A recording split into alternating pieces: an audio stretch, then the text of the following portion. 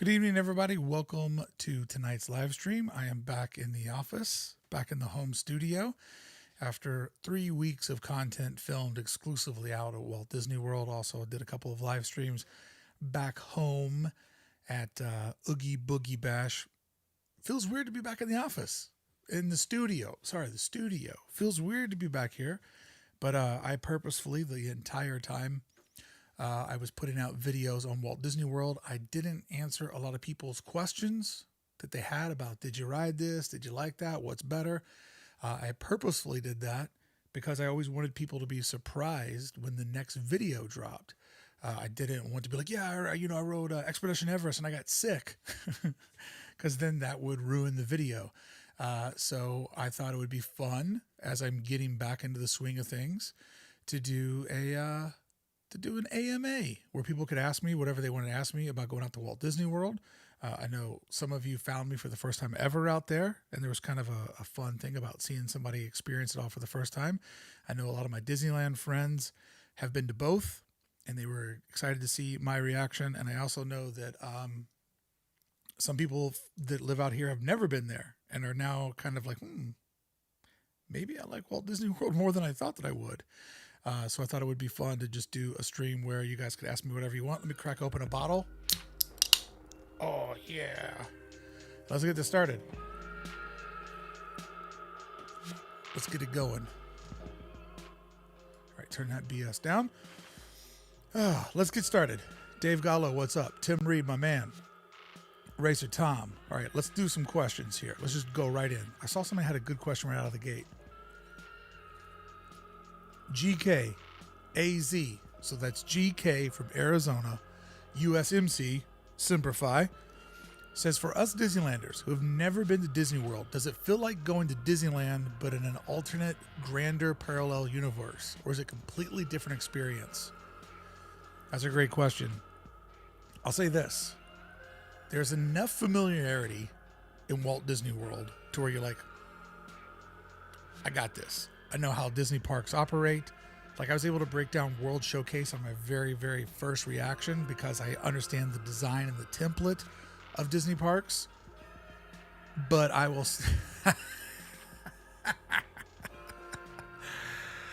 Yes, Web Slingers is open during this live stream. It is a standby, no mobile Genie Plus. Greedy Plus required.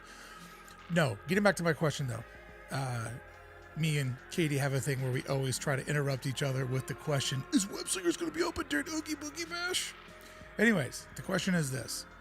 There's enough in Walt Disney World to feel completely familiar, but there's also so much more to explore. I wouldn't say that it's an alternate universe, and the bigger scale isn't always better. It just feels familiar and adventurous at the same time. So if you love Disney parks, like all of us do, going to a new Disney park gives you the ability to love more of it, to explore more of it. So to me, the funnest part wasn't like, it's so much bigger. It was, I literally didn't know what was around the bend. And as you know, I've studied the design and I understand how they figure out where that bend in the road is. So that part was really, really fun. Albert, what's up? I hope you had a nice trip. Safe to see you. Glad you had fun. Sorry you got sick on a roller coaster. A lot of people were very, very sweet and said, oh, I'm so sorry you got sick on a roller coaster. That's part of the game, right? Like, I'll ride anything once to see if I can do it. So I really appreciate everybody being so sweet and being like, oh, sorry that you got sick, but it's just kind of part of it, right? Like, I pretty much knew that Expedition Everest was probably at the edge of what I could handle. But I'd seen so many of my friends ride it on their videos that I had to get that opening shot of, I'm at Animal Kingdom for the first time. I want you to see that broken out, track, and then the camera spin around and, do my opening. Like, I wanted that shot so bad that I'm like, I'll do it. I'll risk it. I'll ride it. I rode it towards the end of our day so I wouldn't ruin the entire day. And I was very careful not to ride anything that I thought that would make me sick during our VIP tour day, because it's like, no one ride is worth ruining like an unbelievable magical day.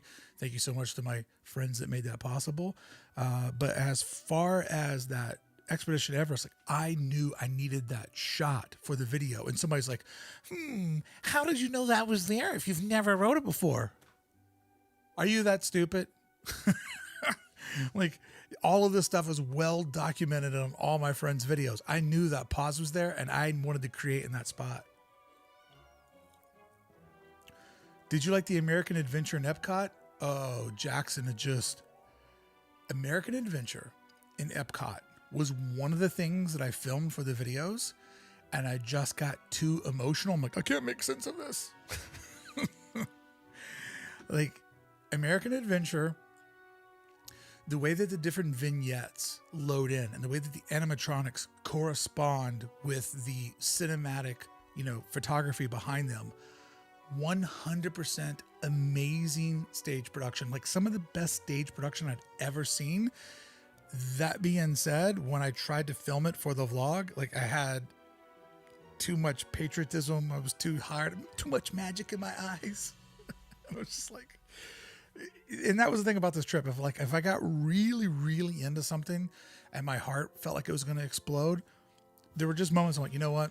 Just enjoy this. Just feel this. Like one night, all of us went to Waffle House, right? And it was a pretty powerhouse of creators sitting at a table in a Waffle House. I'm like, man, people back home would love to see all of us in a Waffle House, but it's also important just to make, good memories with your good friends without a camera around. Same thing when me and my bud Tony went to, me and my bud Kevin went to White Castle. I'm like, you don't need to film the White Castle. You can just be with your friend. Yes, best life. Definitely worthy of trying everything once. And then, and here's another thing about the rides thing. There are a lot of people in my comments that are just wackadoos that are like, if you can ride Star Tours, but you can also ride Millennium Falcon, then my friend did it twice and you should be able to ride this without being sick. No, it doesn't work that way. We are all bio individuals. What makes one person dizzy is not what makes the other person dizzy. There is no rule that if you can ride these 3 rides, you're automatically qualified to ride this other attraction. It doesn't work that way. We are all alone in this world, on this journey, getting onto all of these attractions and finding out, is there freedom or failure at the end of it? I'm going to end the stream there. Thank you so much for showing up. Let's see here. Who else has a teacher who has a question? I did not go to the Hall of Presidents, JTKL. I ran out of time. Like there just was too much to do. And purposefully, because I have a big announcement in this stream, I wanted to leave things for the next time. I didn't want to knock it all out in one trip. And my friends were just like, let's go ride this. I'm like, I don't need to ride everything. I had a very sweet invite from my bud. Like, yo, you want to go do Mine Train, the Seven Dwarfs Mine Train. And I said, no, I kind of need to keep filming what I'm filming right now. And we'll save that for the next time because there'll be a next time. So the next time I get to do this, Mine Train first time, mind blown. Best ride at WDW. So, save a little in the bank, baby. Yes, Veronica C. Everyone has different chemistry, but there were some people that were so mean to me. Like, you didn't ride Flight of Passage. The video's a fail. It's like, well, you ruin your VIP tour day, and then we'll see who's a fail. Hey, Turd Ferguson's here. That's right, Turd Ferguson. You're one of the smartest people I know. Everyone here's motion sickness is triggered by something different. Shout out to you, Turd. Steven says, you got to come out for the holidays one time, dude. Hollywood Studios is fantastic during Christmas. Okay, so yes. At some point, there will be a Walt Disney World holiday trip. This season is not the season for that. I already have some plans. I'm going to New York City. I'm going to do some filming out there. I'm going to be doing some Christmas coverage on the channel. I kind of feel like that is a natural part of what I love and what I do. And so this holiday season's booked up, but maybe next year. Maybe next year. There's plenty of time. I ain't going anywhere. Cinder says, can't say I've ever been hyped to go to Walt Disney World, but some of your videos gave me the feels like Epcot. You know, it was one of those things that I knew that I would end up there at some point. And I was like, you know, I was kind of like medium excited to go. As the trip got closer, I was like, oh, well, I can't believe we're doing this. And with, you know, the pandemic and all the stuff that's going on in the world, it was like, oh, I have a trip coming up. Should I be excited? Should I be terrified? And I just knew it would be one of those weeks. You don't know what's going to happen, but you know something's going to happen. And I have to say, overall, was it perfect? No. But it beat my expectations and then some. I really, really enjoyed it. And I fully understand now why so many people do like it. And dare I say, not my personal preference, but I do understand why some people pick that over Disneyland. Because there definitely are some things in Walt Disney World that are superior to what we have out here. Can't believe I just said that. All in all, Disneyland has its perks and its advantages, like it's 13 miles from my home.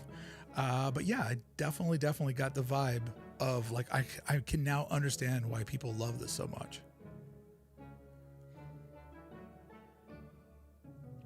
Turd Ferguson says, happy to be here. Happy to tell you to go down the stairs and find One Man's Journey.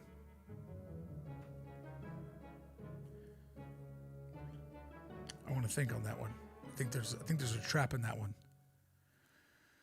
But no, I would definitely say that that there should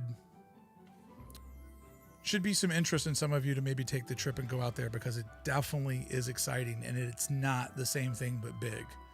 Definitely. And as much as I used to rag on Epcot and just call it a giant food court, it is kind of a giant food court, but it's way more spectacular than what I thought it was. JT, thank you so much for the super chat. Thanks for taking us to Walt Disney World. You sold so many of us Disneylanders on it more than Walt Disney Company ever has. Can't wait to go there and explore. It's funny that you say that, JT, because one of the reasons why I wanted to do Disneyland YouTube, let me backtrack. The reason why I discovered Disneyland YouTube, and actually it was Disneyland that brought me over to YouTube, because I thought YouTube was just like where you go to find clips of like a skit on SNL. Like, oh, did you see Dick in the Box? It's over on YouTube. Here, let me show it to you. Oh no, it's some weirdo reacting to it. Where do I find the original video? Where do I find the first upload of Couch Guy instead of somebody reacting to Couch Guy? So I thought that's what YouTube was. But as I fell in love with Disneyland, I wanted to consume it when I wasn't there. And so I figured out Disney does not know how to tell their own story. Like, they're miserable at telling people how to fall in love with the magic. So I went over to YouTube and I studied what was there. And to me, the biggest thing that was missing, and this is what we've slowly been getting to in our vlog series, is a lot of people tell you what's happening. They tell you the new sandwich, the new merchandise, the new ride, the new festival, the new nighttime show. But I didn't see anybody that was telling you the emotion of the park. Like, how it feels to love this thing and to pursue that love of the magic, getting lost in the moment. And so I thought, you know what? If I'm going to get in this, I needed to do something different than all these people that are already crushing it at their own angles and their own games. I want to be the channel that tells you the emotional Disney story. And it's taken a while to get here, but I really feel like the success of the Walt Disney World trip was making all of those vlogs, the music that was in there, the voiceovers. Like, I really feel like I hit a stride and connected with a lot of people on it. And when people were leaving these beautiful comments about like, oh, you made me feel like I was there, or, you know, damn you for making me cry, or this happened to me, that happened to me. It was like, it really made me feel happy, because I felt like I was reaching a lot of my goals on hitting that benchmark of being able to tell the Disney story. So when people say, oh, you tell it better than Disney, that is kind of the ultimate compliment, because my goal, and I know that it's kind of a weirdo goal to say, I want to beat them at their own game, but their vision is always clouded on selling tickets, on selling merchandise. You know, you got to think Walt Disney is this big ladder and everybody's screaming at everybody up and down the ladder. And I'm just one guy. So I can just go there, fall in love with it, and know that you probably love it just like I do. And if I can capture my love, that will be contagious to you. So anyways, I know this is a very self-indulgent rant. That's the word, rant. But when people kept saying that, it really struck a chord, because that was my goal. And to see that in people's own words, not knowing that was my goal, it really like hit a sensitive spot in me.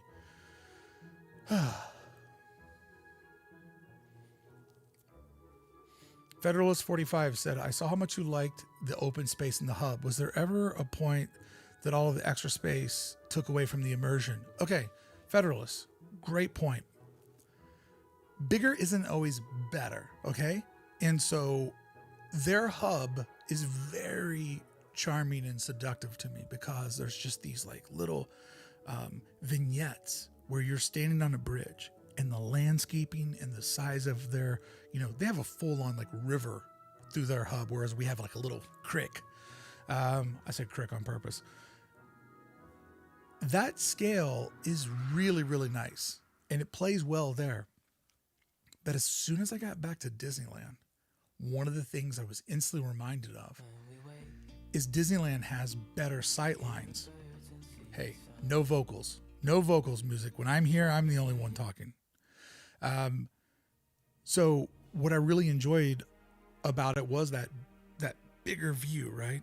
But when I came back home to Disneyland, I'm like, oh yeah, everything's blocked off. You can't see what's beyond our castle. You can't see into Frontierland. You can't see around the bend. And so even though I could admire that, enjoy that, it was sometimes the disappearing act of what's around the bend, the discovery, was a little bit ruined. But that hub was a real work of art. That was probably that, and Edison Square were the best two parts of Magic Kingdom for me, which I learned is called Magic Kingdom, not Walt Disney World. Angelica, thank you so much for the super chat. She says, I never thought I'd find a channel like yours that aligns so much with my love for design. Thank you for telling us the Disney story. Well, I appreciate that. There was a lot of very sweet and kind messages that came from my journey, and it felt so good to take so many people on it. Kid Ghost, I am limited mobility. I appreciate you, Brickey, so much for taking time there with you to thank you, sir. Love, much love, bro. Hey, what's up, bud? I butchered reading your chat, but I thank you for it. Veronica C says, why is there no more storytelling at Disney? It seems like there's a huge disconnect from Walt in the early era of the parks. Man. This is a big topic. One that I'm making a video on, so I'll keep it short. If I had to break down where the company's at right now, Bob Iger, had vision. And he was a lot like Walt in that money doesn't matter. Legacy is everything. And so his idea of growing the company was to spend, expand, and dominate. And he will leave behind a beautiful legacy. Chapek comes from the world of merchandising. And there's two ways that you can grow your business. You can grow your business by spending more, having more, and making more. Or you can cut back more. And Chapek is from the school of thought of cut back to have higher yield. Chapek also is coming out of, the global pandemic, which is a completely wild thing that nobody in modern business has ever had to deal with. However, the problem with cutting back is, just like with spending, you can only spend so much and then you go broke. Iger never overspent. He bought what was a part of his vision. But with Chapek, you can only cut back so many times. You can only be thrifty and whittle off so much meat off the bone until there's no more meat left to cut off. So at some point, he's going to have to start spending instead of pulling back, and then we'll know the true form of his leadership. But when you ask me about why is there no storytelling, right now they are in a recovery mode, not a discovery mode. And it's really a shame because, as I pointed out in my 50th anniversary video, it doesn't take a lot of money to make Disney fans happy. Like, we didn't need them to paint Main Street gold. It would have been nice for them just to acknowledge it. And I think a lot of times that gets lost. And I think there's a lot of people running the company right now from a very, well, you know, we got to get our numbers up. We got to get our numbers up. We're coming out of a deficit. And it's like, guys, we don't need you to reinvent the wheel. We just need you to acknowledge what's real. Walt, Roy, that story.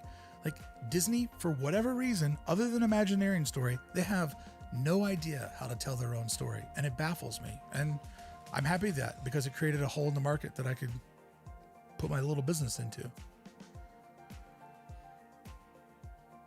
Littlest Spooky. I think I'm the only one who notices that Walt Disney World is a larger microcosm, I have hard times reading, to the original Disneyland park. Fantasyland is Magic Kingdom. Adventureland is Animal Kingdom. Epcot is Tomorrowland. There's a bit to that.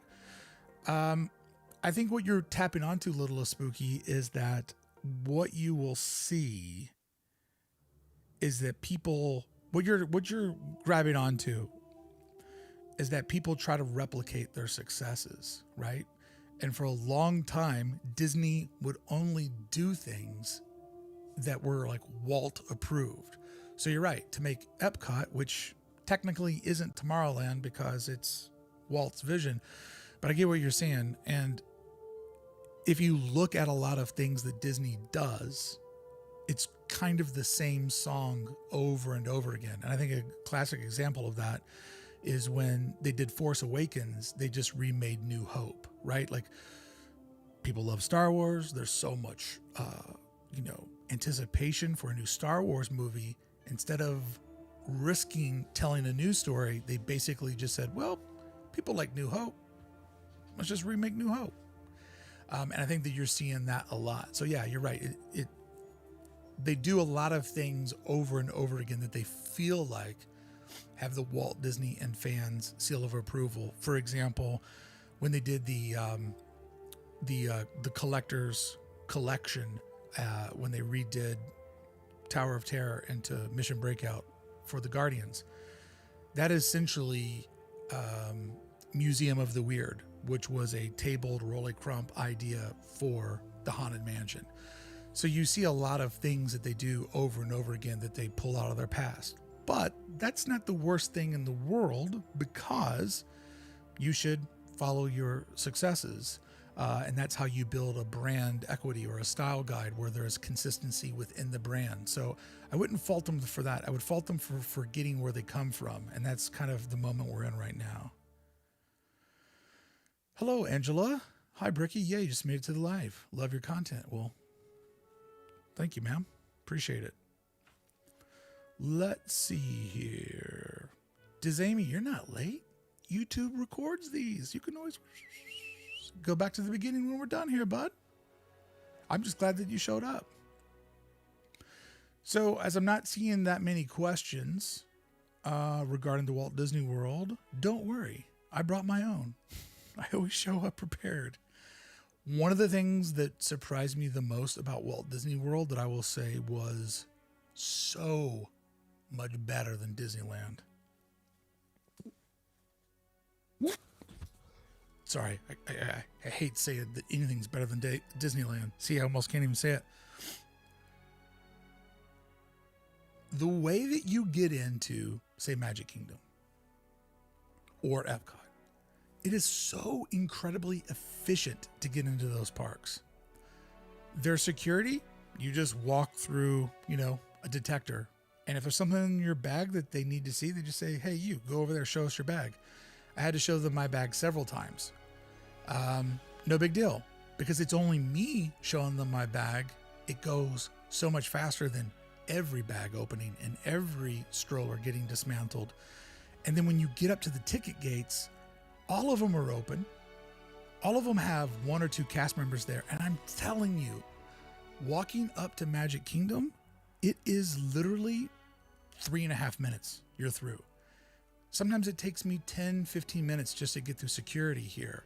So it was very shocking to me to be like, whoa, there is a way more efficient way to get people in the park. It is just mind blowing when you're a Disneylander that, being out here requires so much patience. And out there, boom, you're right in. It was amazing.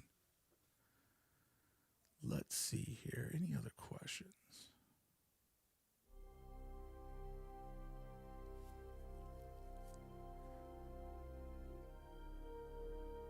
What is your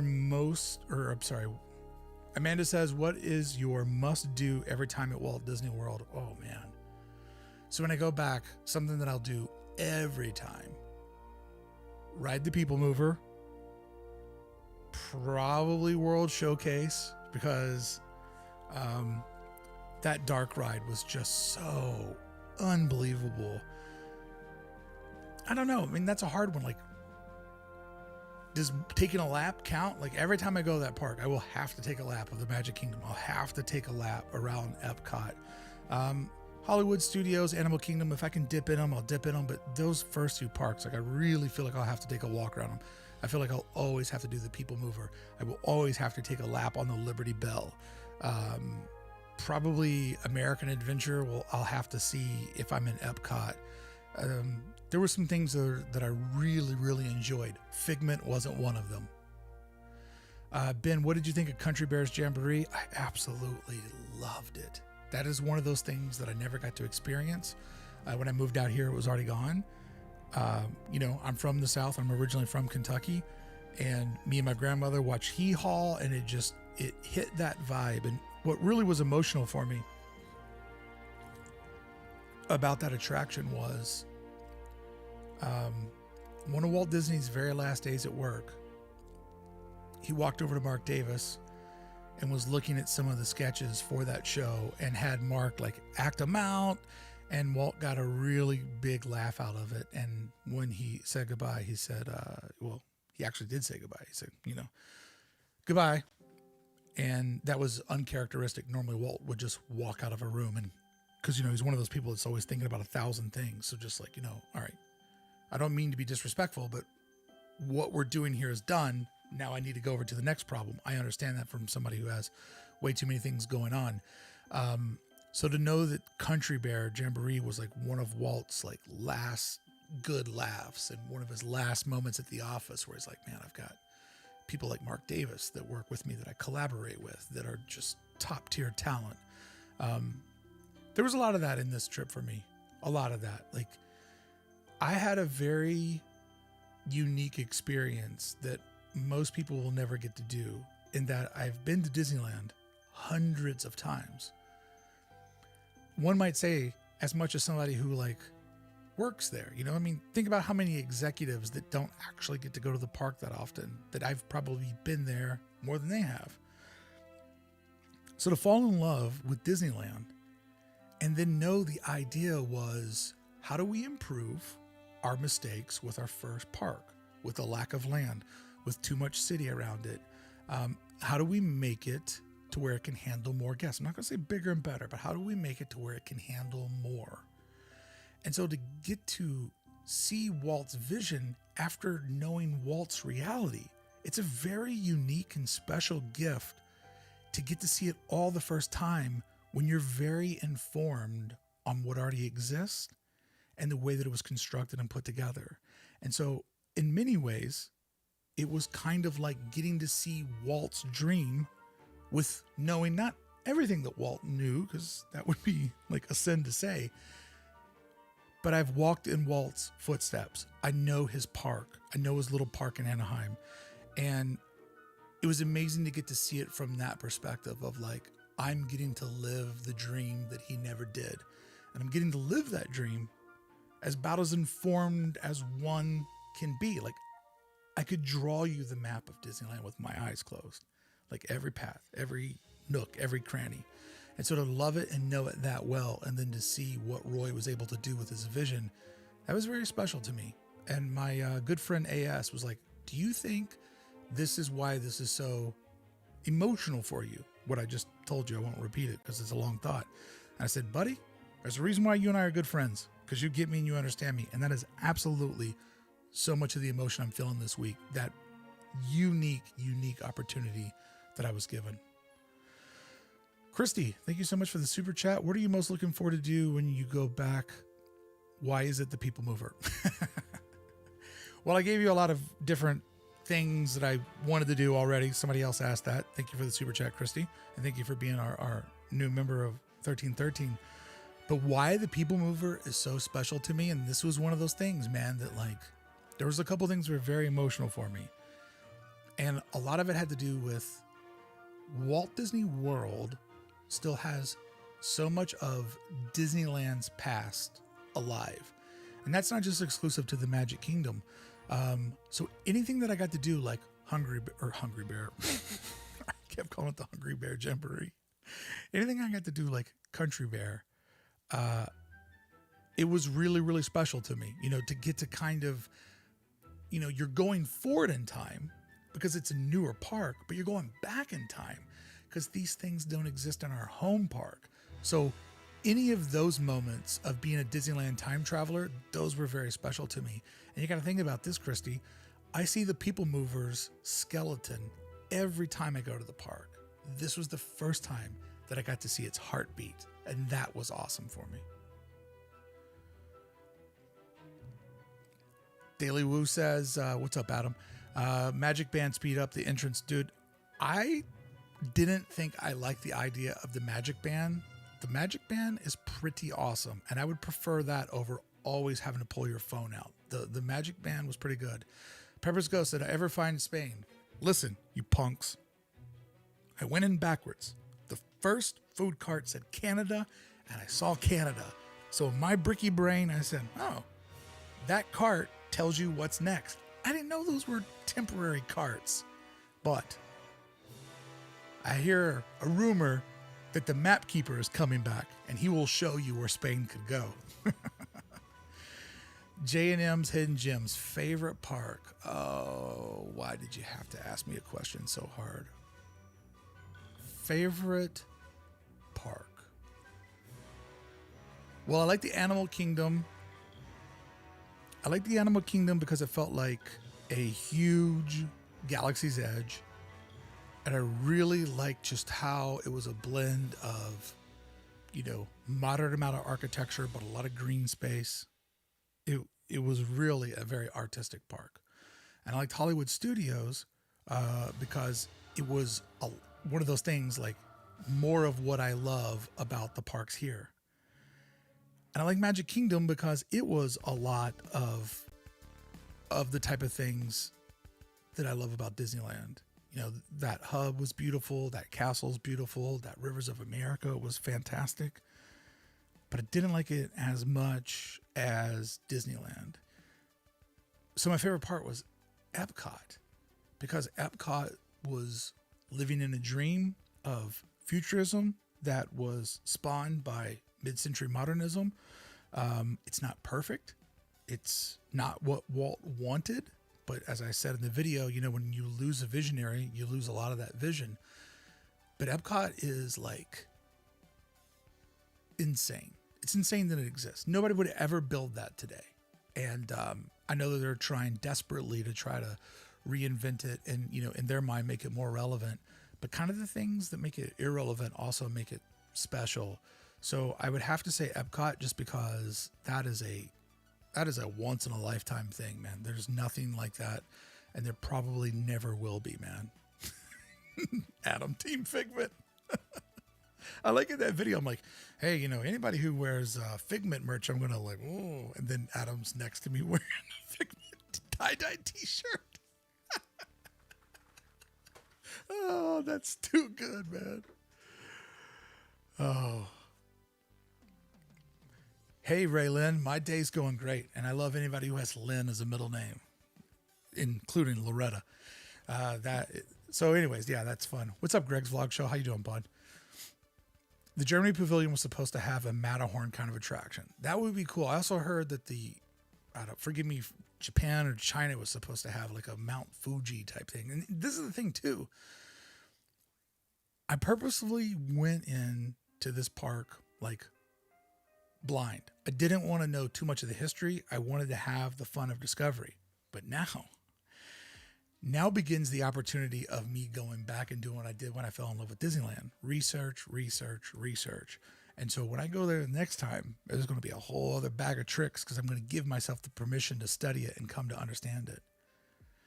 AS, People Mover on repeat. Am I wrong, Mendez? Dude, People Mover AS is so sweet. Also, what is sweet is if you stay at like the Contemporary or Bay Lake Tower, I always thought you had to either take a monorail into the Magic Kingdom, or in the Magic Kingdom, or I thought you had to take the boat over. And that little magical walk from Bay Lake Tower and the Contemporary, where you're like walking just right next to a big old chubby girl, Space Mountain, which I was like, yeah, look at you, baby. You got all the curves. Look at you, you big girl. And then you're just like whoosh, right in. Like that little walk is something that doesn't exist here. And that walk was very, very amazing to me. So amazing. JT, how would you make Harmonious better?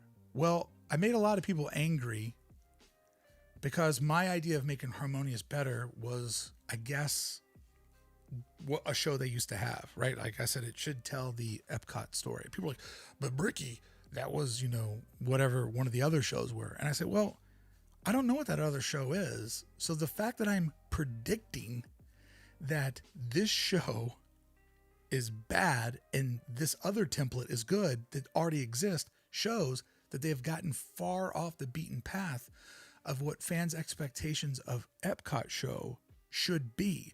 So I think if Harmonious was to be made more efficiently, it should, if they didn't want to do what they've already done, which is, tell the story of Epcot, then they should have told the story of Walt's vision and how it became what it was, but in a poetic way. Don't get me wrong, man. That technology for Harmonious is very, very impressive. But technology without an emotional story attached is just that. It's just technology. And think about it. You can be Yngwie Malmsteen, one of the greatest technical guitar players ever. Or you can be Billy Joel Armstrong of Green Day, who's not the world's greatest guitar player, but can write really good songs. So Harmonious is the Yngwie Malmsteen of Disneyland nighttime shows. Nobody else has said that. What's the matter with me, man? Megan Arenas, how was Small World? Super chat. Thank you, Megan. I thought Small World, Walt Disney World was going to be a bunch of junk. And it was awesome. It blew me away at how cool it was. Because, see, I'd went to the Small World in France, and that was not a good Small World. But, Megan, the one in Florida, is it as good as what we have? No. Don't be crazy, Megan. Don't get nuts on me. But it was so much better than what I thought, and I really, really enjoyed it. And that last room where they have the postcards there, one of the postcards had my name on it, and that just full on just like made me cry. And that's Magic Band technology, or AS pulled a fast one on me when I wasn't looking. Yeah, Best Life, that Small World, man, it is really, really good. I love that, as my good friend Jerrod would say, our final scene, Megan, Jerrod Maruyama would refer to as when all the children of the world die and go to heaven. I like in Magic Kingdom, in the final scene, all the children of the world go to a carnival. And to me, a carnival would be a form of heaven. So I like that. All right, let's see what else we have here. Matt McGuire, what was your favorite resort? It's hard to say about the Contemporary because it was during a lot of construction, but I really, really enjoyed seeing all of that Mary Blair artwork. Stayed at the Riviera, which was just beautiful, but the amenities were a little bit light. I don't know. I kind of really feel like I didn't stay there, but I like the vibe of the Grand Californian, the Grand Floridian. I thought that one was really cool. I will say this to everybody. I didn't understand this. Do I stay on resort or do I not stay on, or do I stay on property or not stay on property? If you can afford it, stay on property. The amount of time you will lose trying to get in and out of the Walt Disney bubble the extra money, I promise you, is worth it. Like, if it comes down to, well, we can go once a year and stay off property, or every other year and stay on property, go every other year. Be like the Olympics. Let's see here. What else do I have? Samantha says, original Figment was so good. I treasure the memories I have of riding it on repeat when my daughter was tiny. Oh, that's so sweet. I sat on a wall and cried when I rode it for the first time.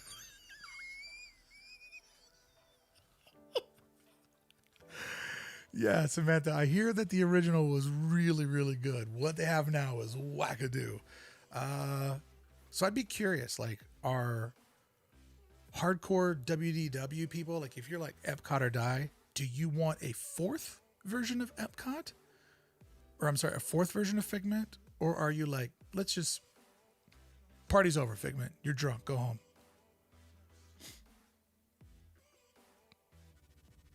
Yeah, Mamilka, those magic bands do have, for as weird as it is to wear like a shackle with all your money on it, it did have some perks that I wasn't anticipating. Oh, this is a big question that I got. Operation A Latte Thunder. Did you get a chance to see the electrical water pageant? I did. I was editing a video and I heard all of this noise outside the window. Like, what the hell's going on out there? Like, who in this hotel is just having a throwdown Disney party, and why was I not invited to it? And then I looked out the window and I'm like, oh, there's just like some floats going through the lake there. I thought it was really, really cool. I didn't like stop and make it a thing. Like the night that me and Adam and my bud Kevin were all up on the balconies of the Contemporary to film the sneak preview of the Enchantment fireworks show. I saw it cruise by again. Like, it was just this like strange thing that I would just look at and be like, well, that's happening. Maybe next time I'll actually like take the time to plan it. But man, it's so feral out there. Just so much stuff happens so fast. The Grand Floridian does smell amazing, and so does Beach Club. That was really cool. Beach Club would be an awesome place to stay too, just being able to walk into Epcot like that. Man, on property or die. Turd Ferguson with a super chat. Thank you, Turd. What would you have thought about Hollywood Studios if you had not had... Take two. What would you have thought about Hollywood Studios if you had not known what it was when it was MGM? See, I don't really know anything about it being MGM. Like, I just know that that was a thing.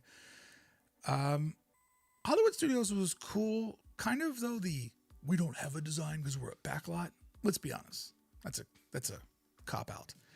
Anyone here who's ever gone to any form of art school, you know there's ways where you're like, no. There is no statement. That is the statement.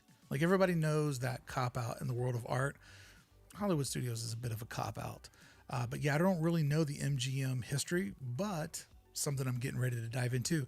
And my bud Adam swears, like, if you know it as the MGM park, it's an amazing park that has like this rich history, which I'm very excited to like dive into and learn more about.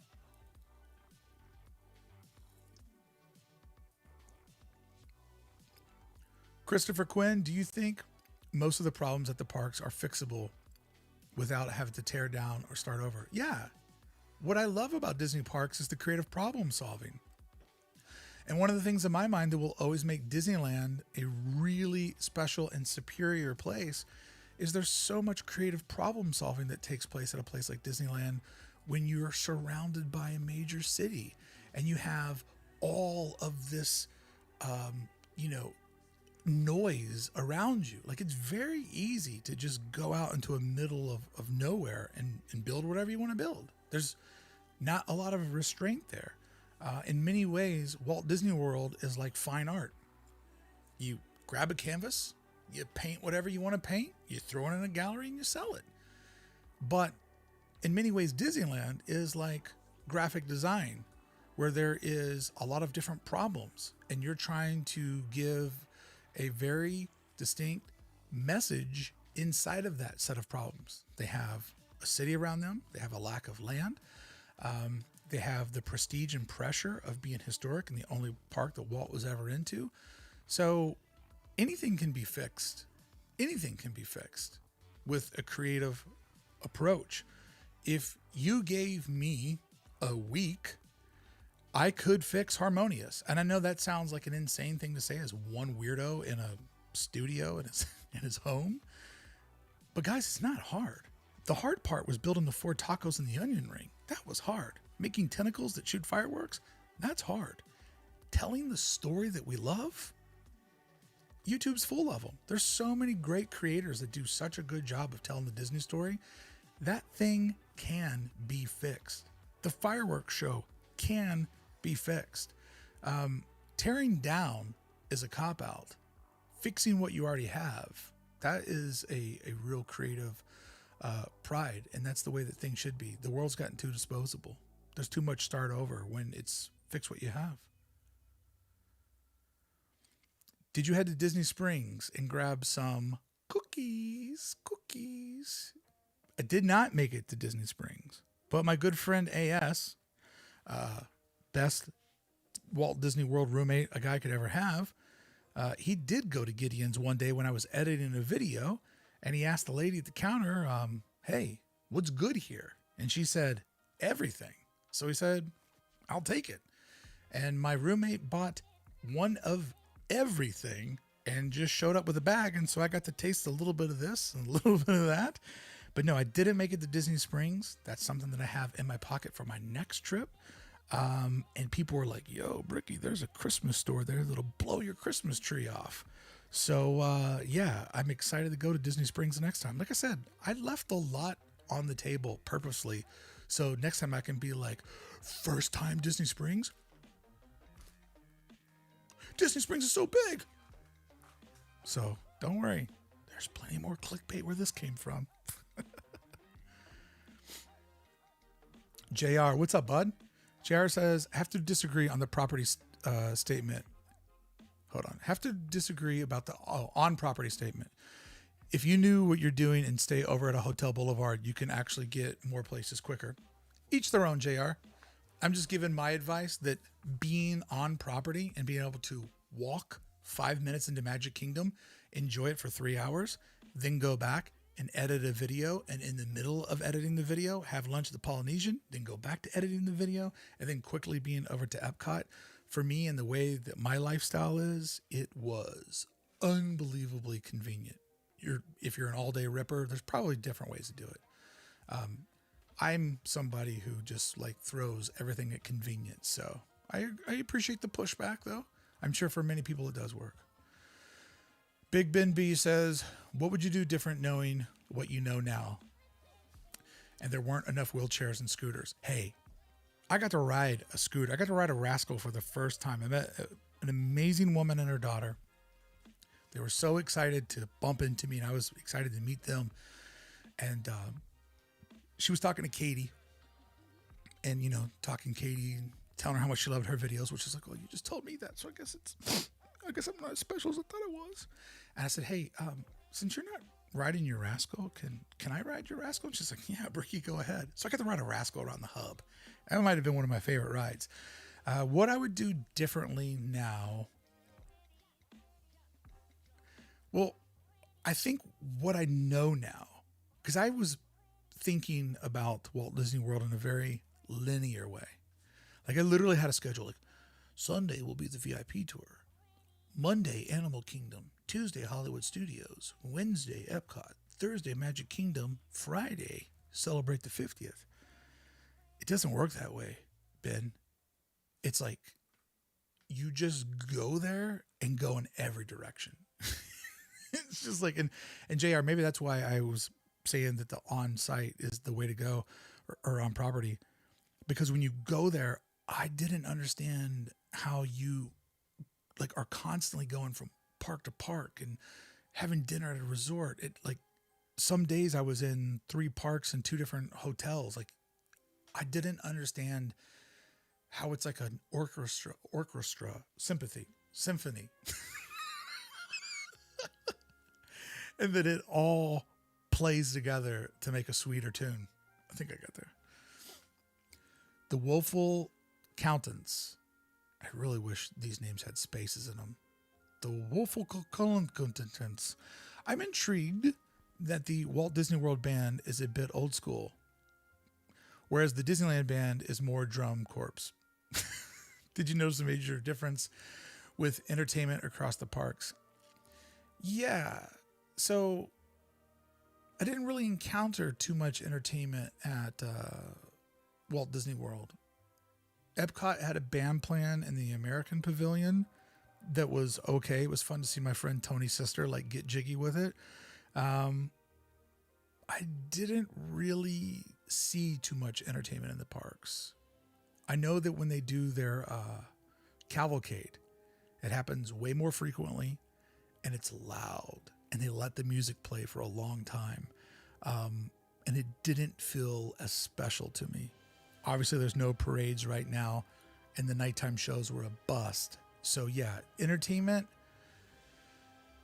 I didn't really catch any of it. Maybe when I go back, there's an announcement coming in today's stream. I'll have a better idea of what the entertainment is like there. Whoa, that chat just jumped. Dude, Michael, what's up, dude? I'm literally watching this from the Walt Disney World People Mover. Michael, get off your phone, you idiot, and enjoy that precious ride. YouTube records these. You can play it on the way home. Thanks for watching me, bud. Get off your damn phone. Tim Reed, well, thank you. That's a very generous super chat. That is it. Yeah, I didn't read the first number correct the first time. That is a very nice super chat. Going for my first Walt Disney World visit in early April 22. Where would you recommend I start? I have 2 weeks, but I know it still won't be enough from the vlogs that I watched. Dude, go into the Magic Kingdom first, because I know, Tim, you're a Disneyland guy. Just go into the Magic Kingdom, cruise around it, and just think about what they knew from building Disneyland and how they poured it into that park. And think about how Roy literally worked himself to death on that project.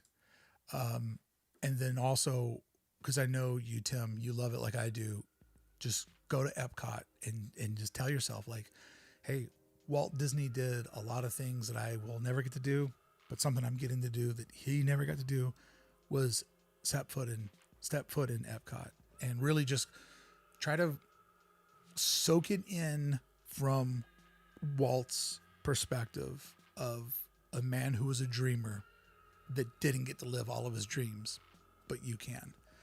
I think if you're a hardcore Disneylander, that is an unbelievable opportunity, especially if you have so much Disneyland under your belt like you and I do before you go out there. To me, that was the most special part of it.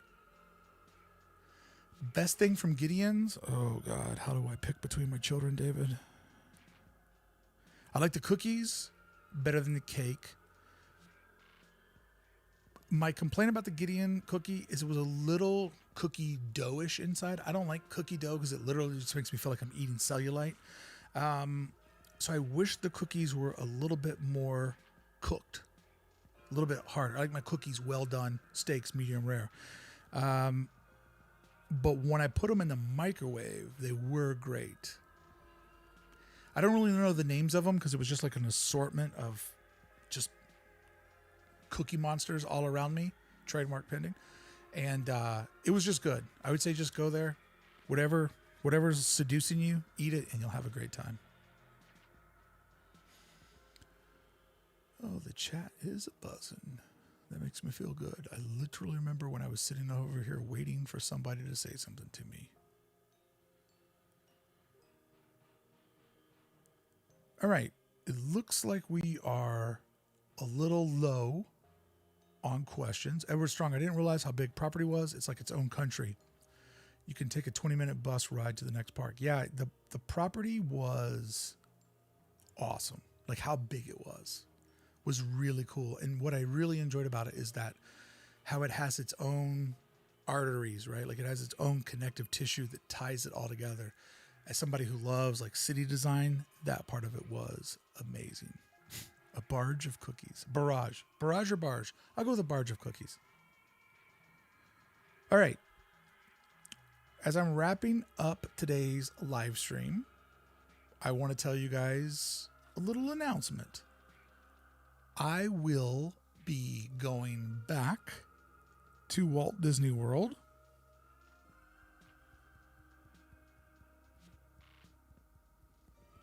My favorite souvenir from the trip.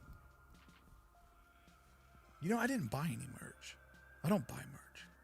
But I did get a sweet pen, Nerd Squared, and I'm pretty sure you got one too.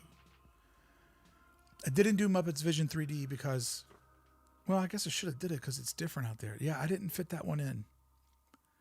I'm feeling much better after Expedition Everest, and as I said at the beginning of the stream, yeah, I'll try anything once, and then I know it's a no-go. Disneyland Pirate of the Caribbean versus Magic Kingdom. Well, the Magic Kingdom Pirates of the Caribbean is great because as a Disney professional, you don't always have time for all those extra scenes. Sometimes you just want a Cliff Notes of Pirates of the Caribbean or Pirates of the Caribbean for Dummies. So just kind of getting it over with quick, it worked into my schedule. When I come back home and I got more time, I'll go on the long format version.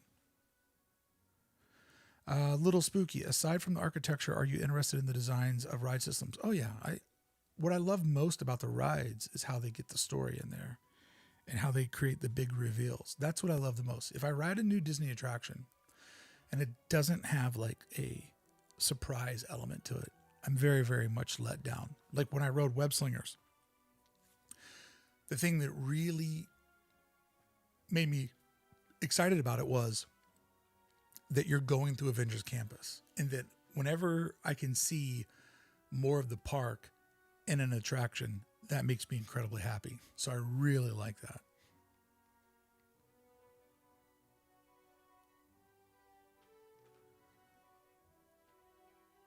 JR says, being in the bubble is one thing. When you realize it literally costs 3 to 4 times more to live in the bubble, you quickly get over it. Yeah, I get that. Everybody's traveling on a different budget. For me, I would like to stay in there just because when I'm there, I'm also working an extreme amount. So to be able to do everything at once is perfect. But I get what you're saying.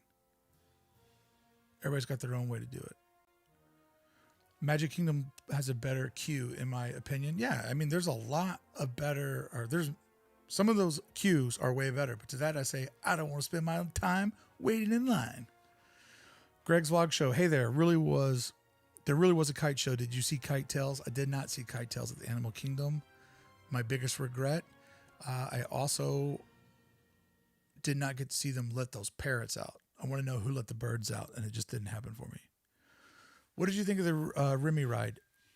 I thought that the French Pavilion was awesome. I had rode the Ratatouille attraction over in Paris and thought it was just meh. And I had a lot of fun riding the one in Walt Disney or in Epcot. And I think it was because it was brand new and it was working perfectly. That being said, it's an okay attraction. I'd give it a C+. I love the Avatar land. I thought it was cool, Raylan. It was cool. It was very different than Star Wars Galaxy's Edge, because Star Wars Galaxy's Edge, you're walking through it, but you're observing it. They always kind of keep, the rock work and everything like away from you. And in the Avatar area, it's interesting that you are inside of it at all times. Like you're walking, through the waterfall and behind the rocks and stuff. So the one thing which was both cool and kind of a downside is I felt like I never got to see it from a distance because you're always immersed inside of it. But that being said, it would be neat to feel a little bit more. Well, I guess you do feel connected to Galaxy's Edge when you're in the standby for Rise of the Resistance, when you're going through the tunnels and you're through the backside of water. But yeah, it was interesting. Avatar Land was really cool, maybe a little overwhelming because of how you're always in the middle of it. Okay. Announcement. I am returning to the Magic Kingdom. And I will be there in the month of March because, super chat. Did you get to try the animation drawing classes at Animal Kingdom? Please say hi to my 3 sleeping wiener dogs. You have 3 wiener dogs named Huey, Dewey, and Louie? Hello, wiener dogs. I'm a big fan of sausage, but not your kind. Thank you so much for what you do for this world, Wiener Dogs. You make us happy. You make us laugh. All at your own cost of living your life, cruising around the world on 4 little chicken legs. Thank you, Wiener Dogs. You are the true heroes here. I did not go to the animation. I was always on to the next thing. Didn't get to do a lot of that interactive stuff, hopefully in the future. Anyways, as I was saying, I will be returning to Walt Disney World in March because your boy will be on the 5th cruise of the Star Wars Intergalactic Star Cruiser. That's right. I will be going back out there in March, where I will be consuming the parks, and the swan song of my trip will be the 5th cruise of the Star Wars Intergalactic Cruiser, where I have a couple of goals. One goal is this. If you're allowed to film it, I'm going to film. But my other goal, and I've talked about this now for 2 years, I come from the world of podcasting. I'd like to think I'm pretty good at it. I'd like to think I'm pretty good at storytelling. I am going to go onto the cruiser. I am going to try as hard as possible to commit to the real world role play. I am going to try to live it as extreme as possible on being a bad guy. And when I come home, I am going to record a radio play detailing what my Star Wars journey was. Because they keep telling you, if you go, you can live your own Star Wars journey. All right, Disney, I'm going to push you on that. I am a professional storyteller. I'm going to go there. I'm going to live hard, and then I'm going to retell that story. So from my radio play, you will, I'm not just going to go there and be like, check it out. You can see it in space. Check it out. It's a lightsaber that retracts. I'm going to go there and live a Star Wars story. And I'm going to tell you that Star Wars story with sound effects, voices, background score. If you saw my vlogs, you know I storytell hard. I am going to give you a radio play of my adventure so you will know just how far you can go on living a Star Wars story. Turning the hotel into a dog park. Get out of here, David. Get out of here. All right. So that is when I'm going back to the park. I'm already working on a list of things that I want to do. And that is going to be a big part of it. So yeah, that will be at the end of my trip. And obviously, just like when I went out here the last time, my 50th adventure was the sort of last thing that I did. Because I was telling you all the vlogs in succession, will it be a musical? It will not be a musical. But I essentially was holding on to that at the end because I wanted everybody to see everything in succession. And what I'm doing this time around is a similar thing. Oh, that shouldn't be on the screen. Now people are like scrolling back, like, what's there? What's there? Okay, so real quick, before we part ways, let me hit pause on this. Oh, this is long. I did not know this was going to be this long. I didn't know this was going to be this long. Okay, 26:26. That is a long play along. Okay, so let's do this. As you may hear in all my videos, I always say this thing of, I want to thank you to all my friends over at Club 1313 for making today's video possible. And when I started to do the YouTube channel full time, one of the things that made that possible was this amazing community of friends. And they support the content. They make it possible. So it was pretty easy to go out to Walt Disney World for a week. Similar to the Dead, final verdict, Walt Disney World versus Disneyland. Disneyland is awesome. It is historic, but Walt Disney World is really special. It's very adventurous. There's a lot going on out there. It's an unlimited amount of stuff. But if I had to pick, there is something about being in Walt's park that is unmatched for somebody that loves that story. David Gallo, can't wait for my trip to get started. Meet you in the parks. I can't wait to see you out there, Big Dave. All right. So anyways, I was told that this video was prepared for me. Let me turn off the music here. I was told that this video was prepared for me as an appreciation for my community. It has been a long ride getting to this moment, and we had talked a lot in the Club 1313 what it would be like when the channel got to 13,000 subscribers, and that happened at Walt Disney World. When I was at Epcot having dinner with my friends at Space 220, so it was like a really amazing day, getting to see World Showcase for the first time, being around all these people that I had watched when I was studying YouTube, and having them be my friends, as well as it's not just about my friends that are on YouTube, but my friend Kevin and my friend Alex who were there, who are also really beautiful souls that I have met on this adventure of following my heart, following my passion, and just having more people that feel the same way follow along with me and go on this adventure. So I have no idea what I'm getting ready to watch. This is a video that was prepared for me as a thank you from my community. So it's really long. So I need to talk to them about playtime and keeping people's attention. So yes, I will be making notes and I will lecture them on this, but I am pushing play on this. I only knew that it was going to exist.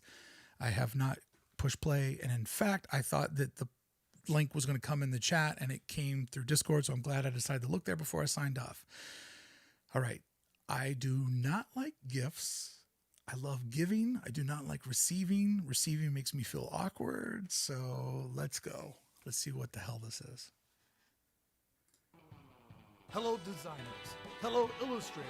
Hello, photographers. Welcome. All right. So that is like old school AID, which is my podcast, which is weird because I try not to let these two different worlds collide. Let me do this here. Nope. Little Brickey. Look at little Brickey in the corner.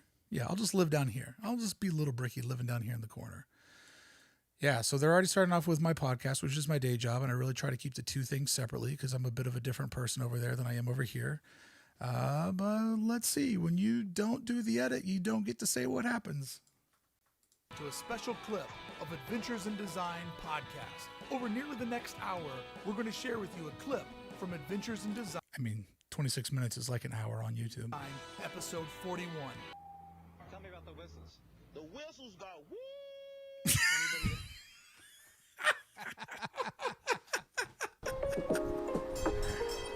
Yo, the whistle tip video is the best thing I've ever seen.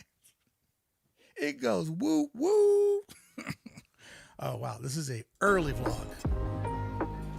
This is when I realized how hard YouTube was. I was like, oh, it'll be easy. I'll do it. Welcome to the first ever This Week at Disneyland. Yeah, I was like, I'll just do it and it'll be easy and it'll take off. And I did it and it wasn't easy and it didn't take off. April 12th, 2018. Wow, this has been a long journey. My name is Mark Brickey. I love Disneyland. I'm a self-appointed historian, which is a fancy way of calling yourself a super fan. I come to the park as much as possible, and I love taking new people with me and showing them the way. I'm a professional content creator. I host a daily podcast that's heard all around the world by creative folks. One of the topics that I talk about a lot is Disneyland, and I mean a lot. Celebrity. Is people email me all the time and say, Mark, I'm coming out to Disneyland with my wife, with my spouse, with my partner. Can I go to Disneyland with you? And it breaks my heart because I truly want to go to Disneyland and experience it with everyone. But it's true. I do love going to Disneyland with as many people as possible. And there were, because of my podcast, people were like, oh, I want to come out. I want to go to the park with you. I'm like, I mean, I can't go like 7 days a week, guys. So yeah, I do love going to the park with people, and I wish I could just go with everybody. Just can't make it work. So I came up with the idea of a new video series called This Week at Disneyland. We can meet, which lasted a week.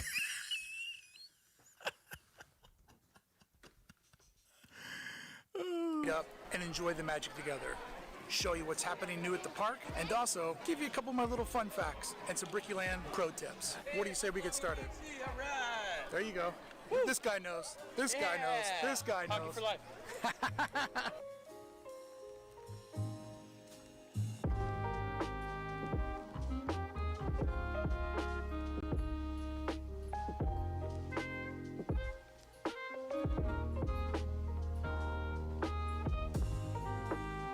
That's nice. I appreciate that. Appreciate that.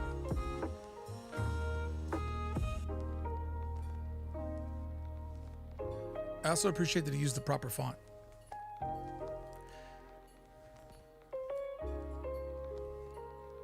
Yeah, you could say that.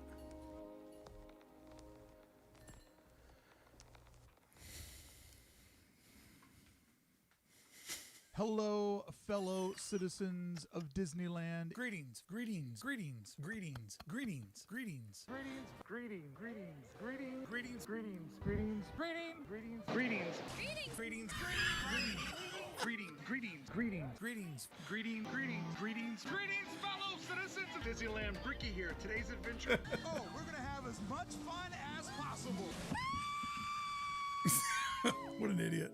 Greetings, fellow citizens of Disneyland, is how I start every video. Because being a citizen of Disneyland is a mindset for the folks like me that not only love the park, but embrace the community. I love Peter. He's such a good guy.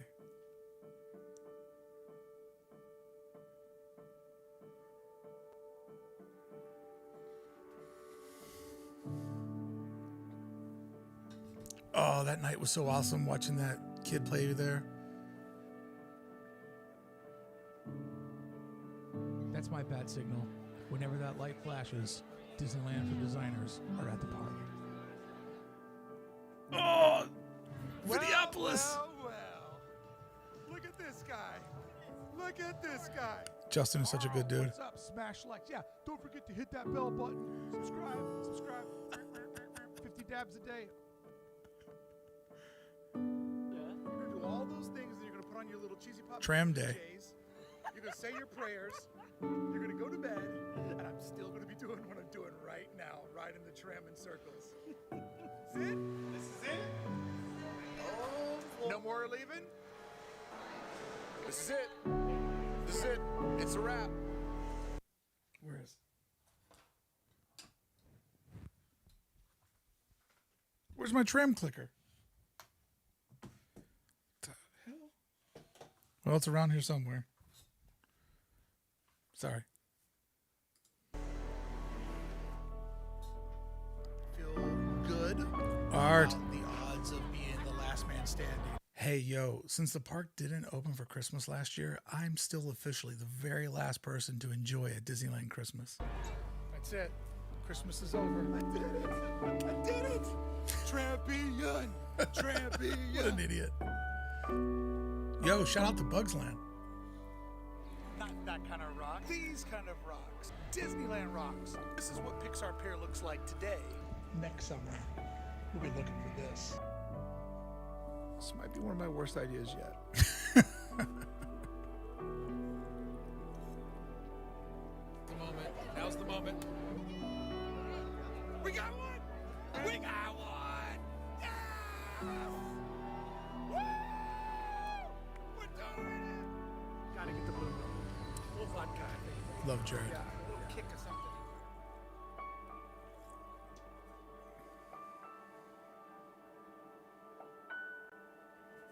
Magic happens. Thank you so much, everybody, for watching. Have a great day. I hope you find magic wherever you're Look at that beard. It's very true.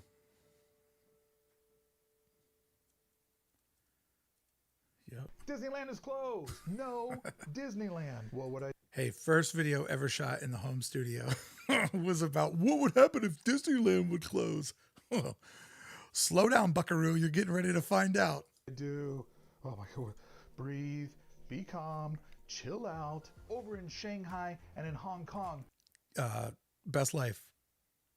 That opening day of Rise of the Resistance, still top 5 Disneyland visit. What a day. What a day that was. their Disneyland parks are closed, which led me to start thinking, what would it be like if our Disneyland was closed?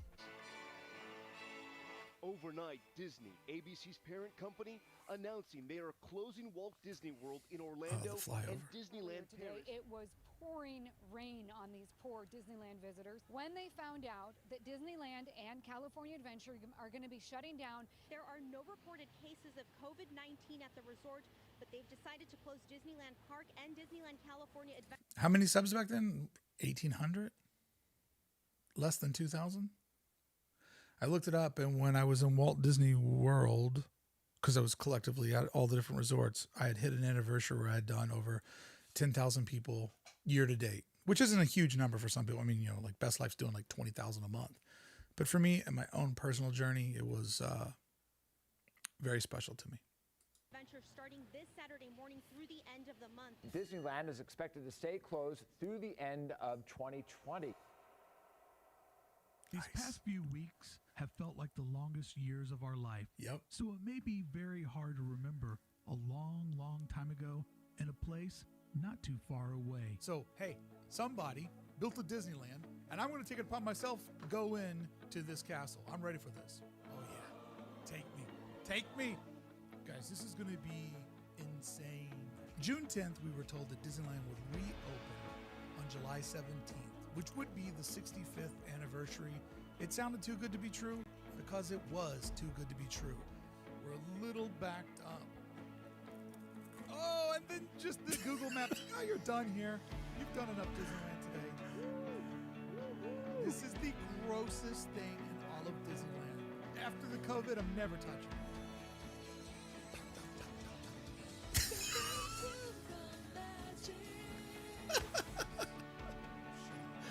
Oh, the freak! The freak of DCA! Freak of DCA. This week we paid tribute to the class of 1955, the attractions that opened up on opening day, July 17th, 1955. Look at this old school lettering.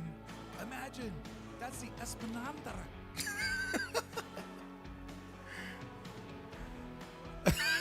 Hey friends, right now the $1 million question is, when can Disneyland reopen? Cookie Monster hat is just like, Yes, all over Cookie us Monster today. Kid. What's up, Cookie Monster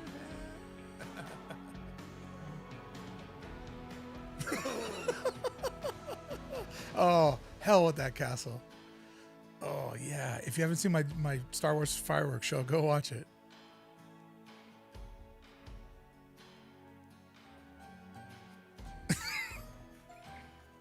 Can you guys see me? Am I coming through? Is my camera working? Oh, God. Stay in school, because in remote school, they'll teach you not to cut a deal with the troll. Let's do a quick unboxing and see what this is. I do not know who this is from. It comes equipped with a note. To Brickey Mouse. Oh, Brickey and the Magical Map. I remember that. You may not think that I'm seeing all the effort that you're putting into the streams in the YouTube channel this summer. You may think that you're wasting your time because the algorithm is definitely blocking you. Algorithm And a lot hates of me. people with a lot less effort are going much further than you. But I have to tell you, whatever you do, don't give up on the magic. Because the magic is real, and you seem to love the magic in a way that few people do. One of my favorite comments today. Oh man, I leave to feed the kids. There's a battle going on when I get back. This is why I don't take kids to Disneyland. Oh, Amanda, you're amazing. Feels like the ending of Vanilla Sky. So it makes me wonder if my only option is to jump off. Am I dead?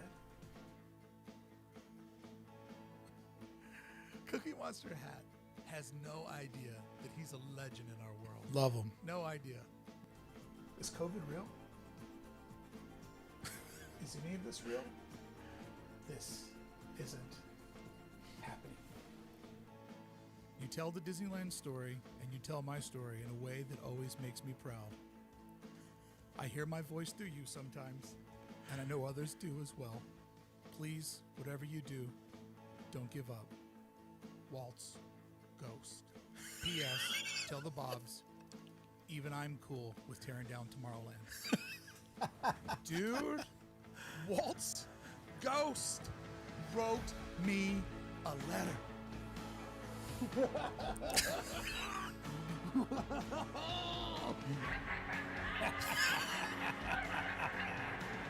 I don't mean to alarm you, but it's been awfully foggy in here for quite some time. I'm feel the magic. magic cause I'm in Disneyland. What time is it? Time to time travel. We were so desperate that I walked through a Disneyland map to feel like I was back in the park. Are you kidding me, man? This is so wild. I love this fact. It's Disneyland. Everything has to be perfect. Repaint those targets.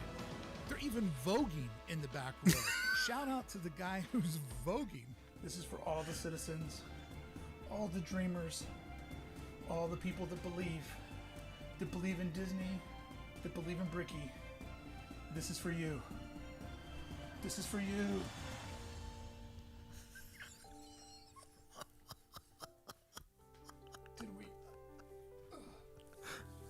Did we do it? Did we go viral? No, we never went viral. Did it happen? No, it never happened. Did somebody follow my channel? Nobody followed. I had a cast member who's a good friend of mine. He said, look, nobody's been missing it more than you. If I can get you, it will be a great honor of mine. And I said, I accept your proposal. And I did. Oh, there we go. The red carpet. I mean, look how empty this pathway is. This is the opening of Downtown Disney, and I was there for the preview. And I'm pretty sure, I think I saw Dylan. I know I saw Dylan. I don't know if Best Life was, walked past me, but I wasn't buds with him yet. But I remember seeing Dylan there.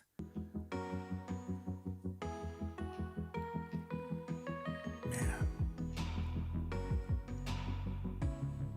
I got to see right into Main Street. Oh, God. Brickey here. Today's adventure, tomorrow, Thursday, November 19th, Buena Vista Street reopens. Yes. It appears that my luck has changed. Guys, I'm getting inside. I got so choked up I couldn't give you my phone number. Oh, the magic makes me weak. Oh. Yes, it does. But I'm back inside. It's just hitting me. It's really just hitting me that I'm inside of Disney. Oh, Christmas. It says valet. There it is. My first corn dog in a long time. Oh, God, sitting on that bench. Members are getting into the spirit. That's Mary. She's awesome. Oh, the different trains. Greetings, fellow citizens of Disneyland. Brickey here. Today's adventure, let's talk about all the details that we know about Touch of Disney, a new ticketed event that will be happening at Disney's California Adventure, where they're bringing Disneyland vibes over into DCA.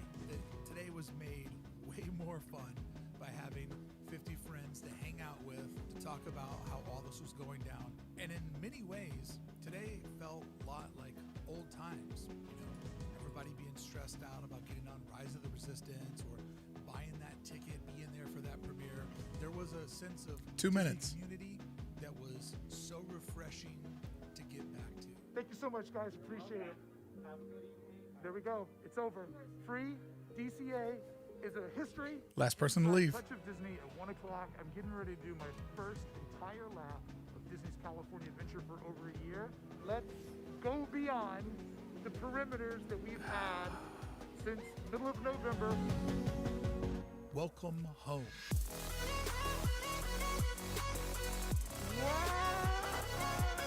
Yeah, Philander! Young man. Young man. Oh.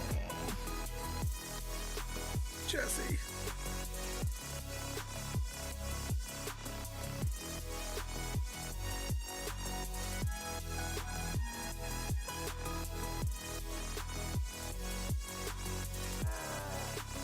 Jazz. Glow grapes. Oh, legacy pass holder.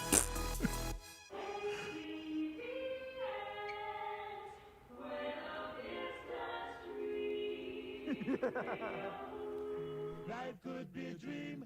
Life could be a dream. There goes the copy strike.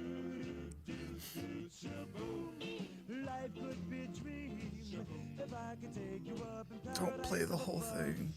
Don't play the whole thing. You're gonna copy strike me. Oh no. Oh, Katie Baker. Oh, I love that dog. What's up, Jess?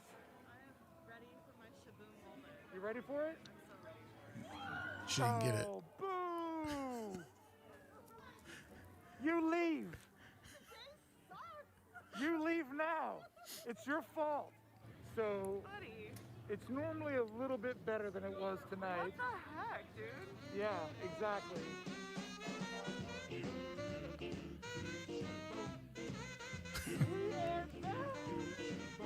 Courageous Red, what's up?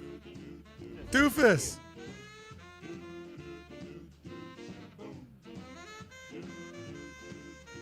Yo, that Mickey had spirit.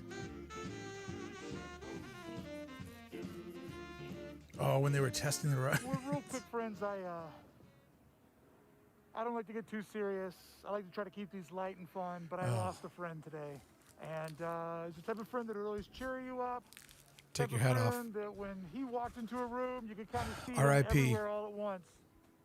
And I'm so glad you guys could all come to the Viking funeral for my friend, Robert Wan. We called him Bobby Wan. Poor Bobby We called him Wan. Bobby Wan, Bubbly Wan. Gonna miss you, buddy. Gonna miss you. Gonna miss you, Bubba Wan. Just think that's now World of Sand. Bob Chapek coming to us live from Disneyland. This morning, big news about one of the most popular theme parks in the world. Disneyland in California reopening April 30th after shutting down over a year ago when... Yes, I did say back on March 8th, Disneyland would not open in the month of April. I have never been so excited to be wrong. Greetings, fellow citizens of Disneyland. Brickey here. Today's adventure, Disneyland and Disney's California Adventure are scheduled to reopen. We are back!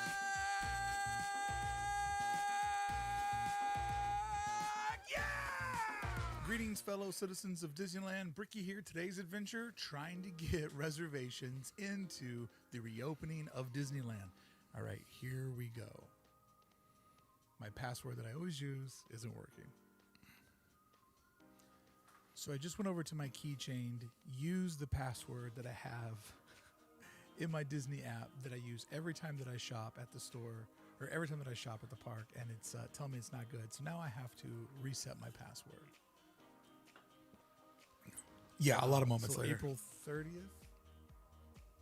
Am I really getting Friday, April 30th? That's the reopening date. No. April 30th, Disney, arrival day, all day. Right. The reason why there was no dates in April is because it's not open in April.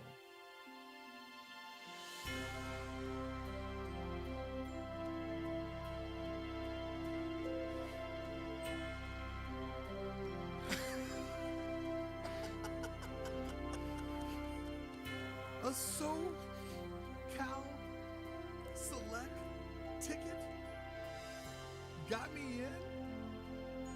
I'm back, baby. I am back. Friends, until the next time I see you, standing on Main Street.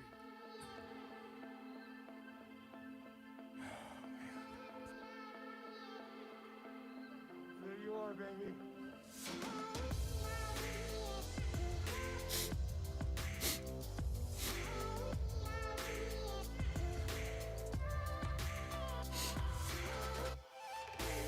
Mickey! 1856. Whoever had that in the pool. It's 1856 when I started crying.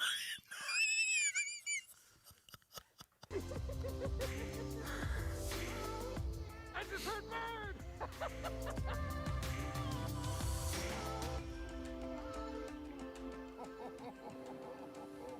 New dirt, new dirt, new dirt. Awkward.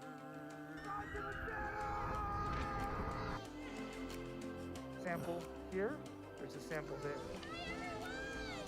Wow! That is a huge building!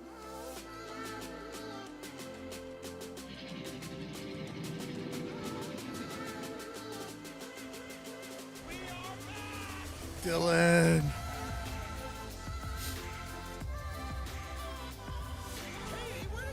Katie, my bud. Oh, my Bethy. Adam. When I was an influencer. Oh, Nick Bayside. Tavo. Jack Dum Dum. Do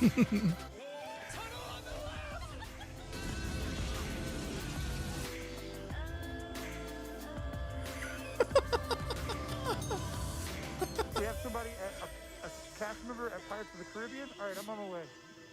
Oh, that The jerk. treehouse. How fast can Brickey treehouse? All right, where do I go? Where am I supposed to go? So where am I supposed to go? Pirates is like just up to the front gate. Ask for Hunter Tom. Do you know who that is? Do you know what I'm talking about? Hunter's at a all? piece of crap. Neither do I. I have no idea what I'm talking about. This is a joke. This means influencer.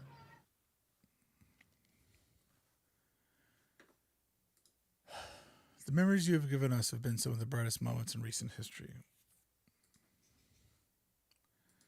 The best memories are when we can come together.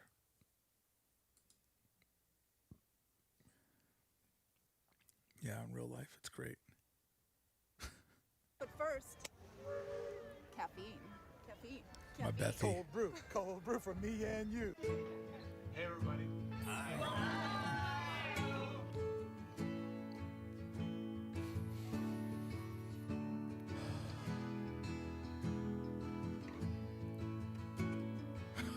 Larry. Oh, Sam, what's up, bud?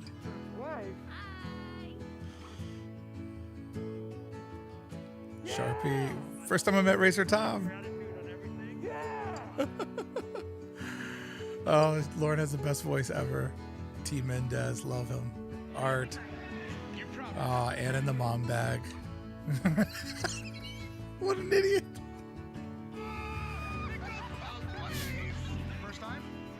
Matt Cox. Look who it is.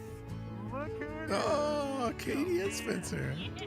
That was a fun night. Not that bad. Not that bad. Oh my that God. was bad.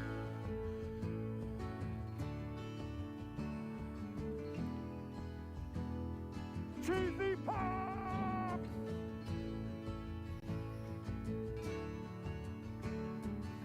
I'm in person. You stopped me and that's all you had to say? Oh, little Walt Disney World in there. Oh, the moms.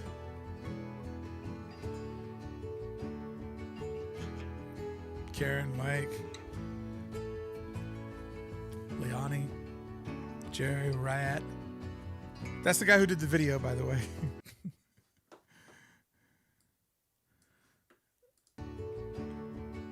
Karen. Yo, she has, that girl right there has a Mickey Mouse freckle tattooed on her face. She's awesome.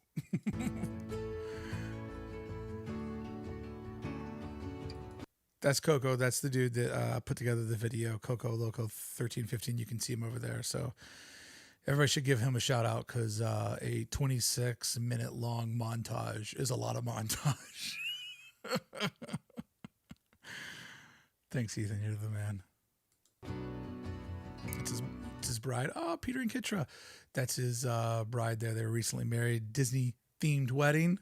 My kind of psychos. Some friends? Oh, yeah. Meet up with the light bulb. Serena. What did that woman tell me? She was like something or other about like you should shave your beard or something. I can't remember what she said. It was great though. Wild Prince, thank you so much, bud. Have fun, guys. Hi, how are you? 1313, love you guys. Think of JTK. each of you as a friend and getting to be back Paul. with my friends. Art. That was the touch of Disney that I knew. AS. Brickey Poppins. Thanks to all of you Jazz. for watching this little The channel, sheriff. for watching my news, Mary. and for allowing me the honor to take you back home Love Philander. to Disneyland. And always say hello because you see me more than I get to see you. Me and Mickey Mouse. This is the kid that stole my glow grapes. I hate that kid. Can I trade that for one glow grape? I want that kid's head.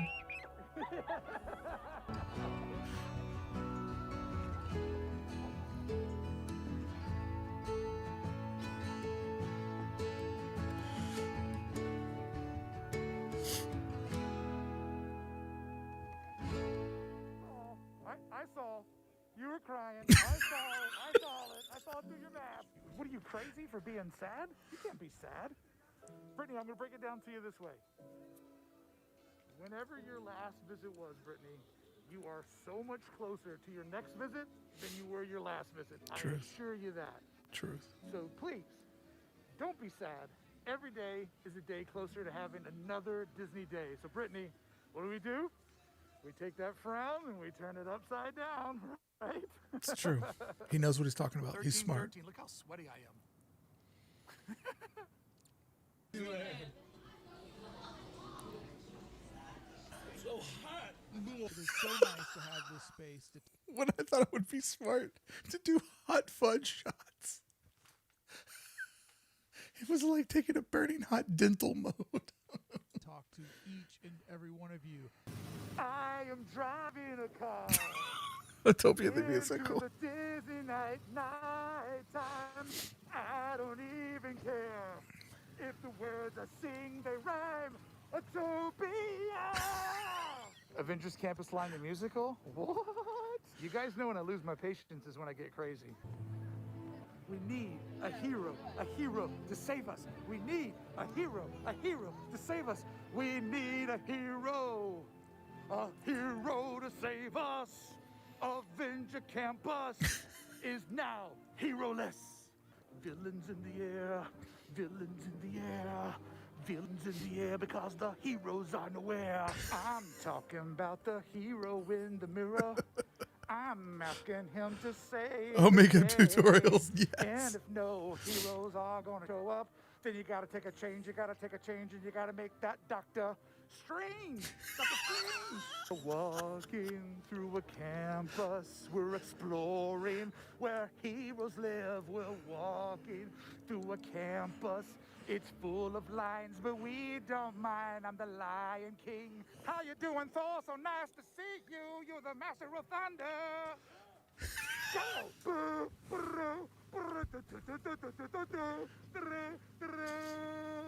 Utopia. If we may have Utopia. If we may have Utopia. It will be great. Wow. Well, thank you. Jesus, where do I even go from that? Thanks a lot, guys. This project has been one of the hardest times I've ever worked in my life. It's been one of the most rewarding things I've ever done, and it's only getting started. So I thank all of you. And I just want to say that this only works because I love this the way that you love this. It's not about me. It's about that. It's about this outside my fake window. It's about that park. It's about the way that it makes us feel. It's about all the times we go there and it makes us happy cry. And all I wanted to do was share that with people that loved it like I did. And so I know it's like stupid that I'm celebrating 13,000 subscribers when it's like a drop in the bucket. But what we're really celebrating is friendship. And in a year when there was no Disneyland, that the park is made on imagination, and I reopened it with imagination. So if anybody wandered in and somehow made it this far into this video, it's not about the number.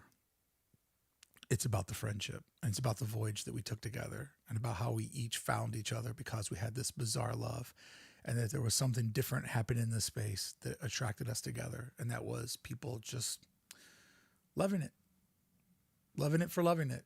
There was no new click and sandwich. There was no new merch. There was no new attractions, no new lands. Just a big hole in all of our hearts, and we patched it with our friendship. So, yeah. Thanks a lot. I really appreciate it. Thank you, Coco. You're insane. Next time I see you, I'll have to give you a big sweaty man hug. And yeah, I'll see you guys tomorrow when I'm doing a sunset live stream from Disneyland. I haven't even looked at the chat because I knew that would really break me down and make me cry. So I think it's awesome to see all of you guys over there. And yeah, big shout out to all the members, the founding members, for really helping out. I want to thank my man Chris Murray for really being a big supporter of the channel. I want to thank my friend Alex for just really, when I was trying to build this thing, he was somebody that I could talk to, and he never said, I'm sick of hearing about it. Like, he let me talk to him about building all of this and was always a friend when I needed one. My friend Kevin, who just said, hey, I want to help you make good content when you come to Florida. And he did, he and his wife, Annie. Just so many people have helped along the way. Katie and Spencer just constantly sharing me and my name with their amazing community. I mean, when we're at the park and people come up to Katie, like they love her. And, you know, for her and Spencer to share their community with me is amazing. And for Adam, you know, a guy who I really look up to take me under his wing and to bring me into his world. And the same with Dylan and Peter and Kitra, and Justin. It's been very amazing to feel accepted by the Disney community and be on the inside. So, I should stop now because I'll forget somebody like Anna, who is my volunteer assistant, Jess, who does my Instagram, the sheriff who manages all the online stuff and listens to me talk way too much about myself and what I'm trying to accomplish. Like, there are so many people that have made this little baby channel possible. But like I said, it's not about the number, it's about the friendship. And I really feel like we're all doing something very, very special here. And I'm so happy to do it with you. So with that being said, friends, until the next time I see you, celebrating 13,000 subscribers and watching 26 minutes and 26 seconds of the last year of your life as a surprise, I'll see you back here on the channel with more Disney fun. Thanks, guys. I really do appreciate each and every one of you from the bottom of my heart. And thanks for being smart and knowing when I'm sarcastic. Remember the person who was just like, when I said kids ruined Disneyland, they gave me a lecture about how kids are a blessing. And Tony reminded them, sir, I was a kid once and I was horrible when I was a kid. Always end on a laugh. Bye, everybody. Thank you so much.